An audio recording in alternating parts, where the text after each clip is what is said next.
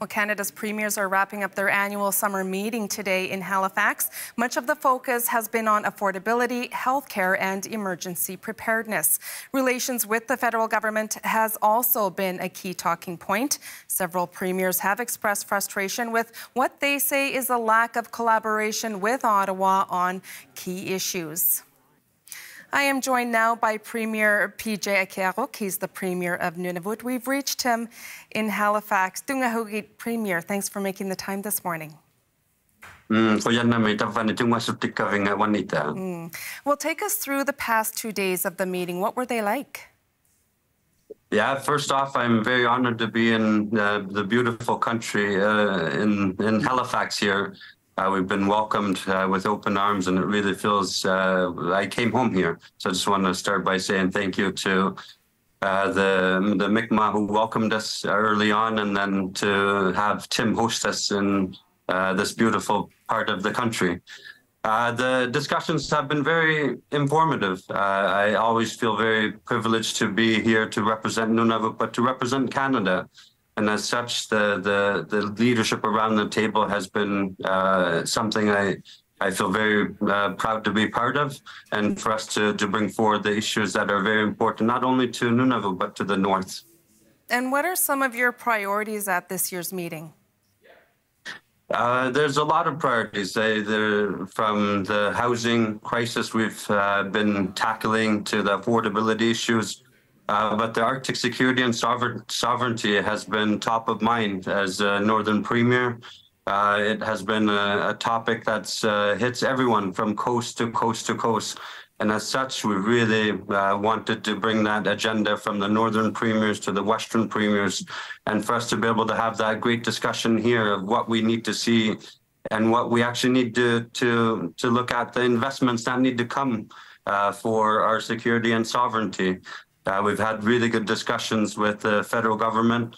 Just recently, we had Minister Bill Blair, Minister Jolie come up to Halloween to provide us a briefing in terms of the new defense policy. But it's investments that we're looking for, whether it's the projects such as the Grays Bay, which really provides us that dual use, where the Canadian Coast Guard, the Navy, but also the region could truly benefit in terms of unlocking the incredible wealth in that region. Now, Indigenous leaders met on Monday at the start of this annual summit. So what was some of the things that you discussed there? Yes, it was very important. I was very happy to be able to have discussions with the national leaders, the representation that they brought and the issues that they brought. The topics varied. There's a lot of discussion around hitting a reset button in terms of what relationship we have to the important issues that are important to Indigenous peoples, right across from housing to mental health to security. So the discussions were wide-ranging, and I really valued the discussions that we were able to have, and look forward to continuing that relationship with the national leaders.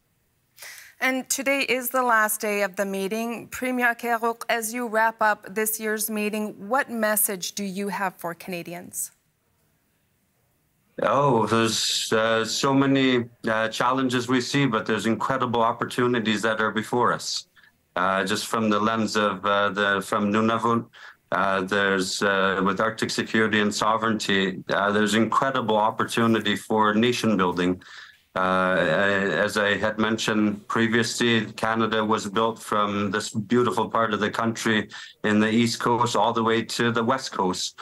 And we haven't yet completed that nation building from the south to the north.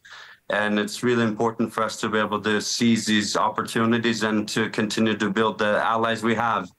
I'm very thankful for all the premiers right across this country who show so much support of wanting to see Canada be healthy. And we are Canadians as Northerners, and it's important that we close the infrastructure gap. That's very well known. But we're in trying times, but there's incredible opportunity for us to do so much better. And as such, I really look forward to having those conversations and continuing those conversations today with my colleagues.